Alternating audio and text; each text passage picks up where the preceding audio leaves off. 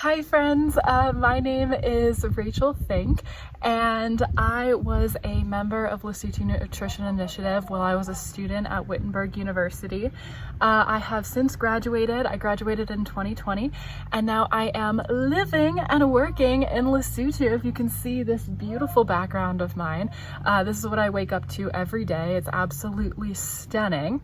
And we'll get into it a little bit more about what I'm doing here and how I got here. But I am so excited to have the opportunity to talk to you guys today about Lesotho Nutrition Initiative, and about what you guys will be doing and how that's going to be making an impact for all of the Basotho who are living here and all the kids who are going to be greatly impacted by the work that you're doing today. As a side note, I apologize if you hear dogs barking or sheep in the background. If you hear a sheep, that is my dear friend Reginald. He is a teenager right now, a teenage sheep. Do they have that? I don't know, but he's my best friend. So if you hear him, he's just having a day. So anyway, I hope you guys are all so excited to be packing with us today. It was one of my favorite things to do when I was at school, so I'm so excited for all of you to have that same experience. I do want to give you guys a little bit of background about Lesotho and why Lesotho, like why are we doing work to help them. So Lesotho is a very small country located in South Africa. So it's actually surrounded entirely by the country of South Africa. So if you know where that is, you know where Lesotho is. But it is very small. It's one of the 30 poorest countries in the world. And it has just about over like 2 million people living here.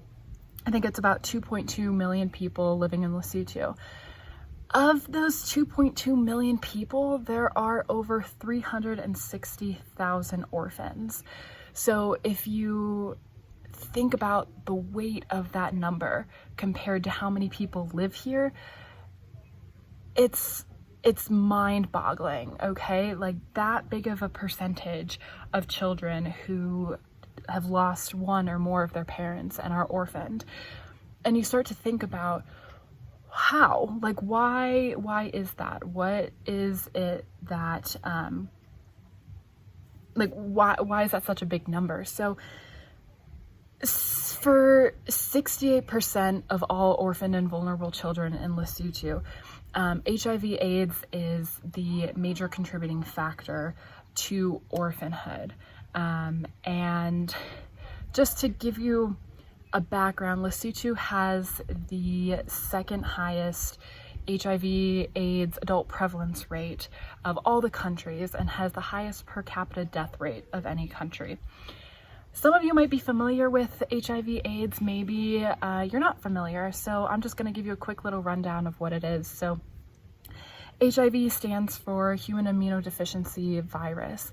And basically what that does is it is a virus that attacks your body's immune system. So you aren't able to fight off infection, and if it's not treated and you don't get medication, it can lead to AIDS, which will eventually, just because you cannot fight off infection, that is what ends up killing you essentially. But taking medication for HIV really gives you the opportunity to live a long and healthy life, okay? So it's not something that you can get rid of, but it is something that you can treat.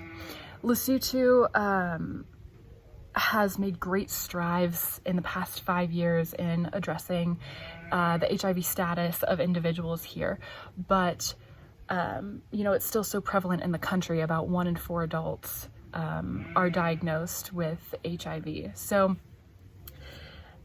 the virus still has devastating effects across the country, and that has caused a lot of children to become orphans, because a lot of parents will end up passing away because their body cannot fight off infections that they're contracting.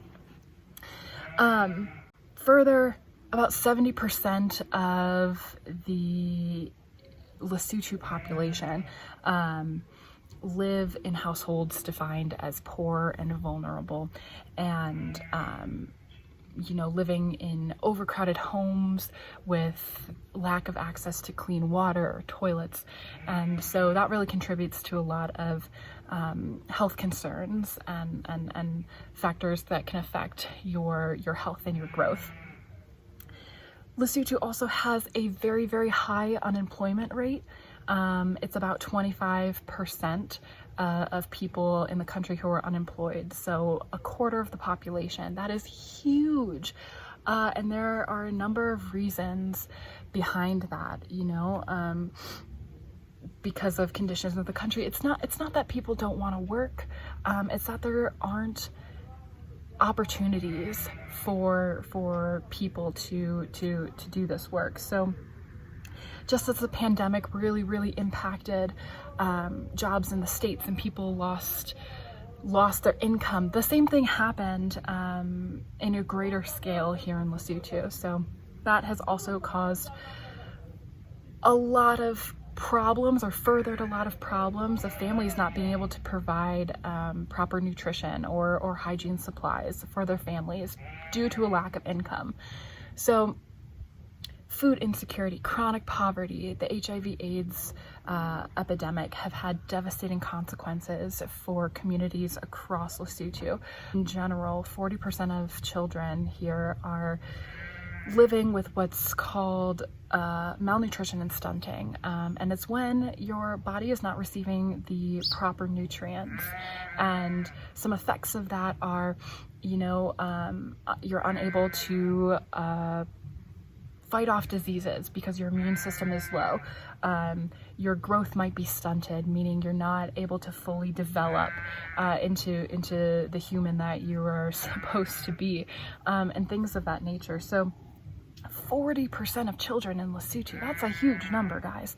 1 in 10 children don't live to their 5th birthday, and they pass away from things that can be treated, from things like respiratory infection or malnutrition, all of these things that are like so easily treatable, but because they don't have access to addressing these, it becomes a really big problem.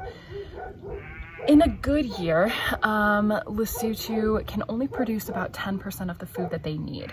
So as you can see, it's a very, very mountainous country, and Lesotho has a lot of harsh, oh, there's Reggie.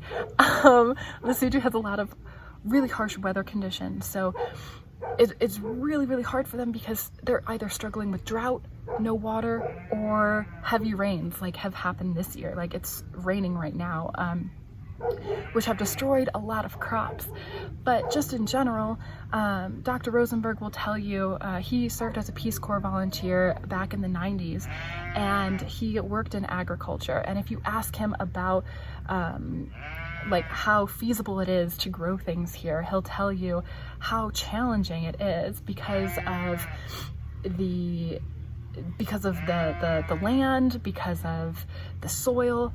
He'll tell you a story about how he was in Peace Corps with this person who ended up going on to work for NASA, and he did some studies, and he came back and found that the soil content in the soil content here in Lesotho is the same as the soil content on Mars, like planet Mars, guys, okay? And that's not very feasible to grow things and grow things properly.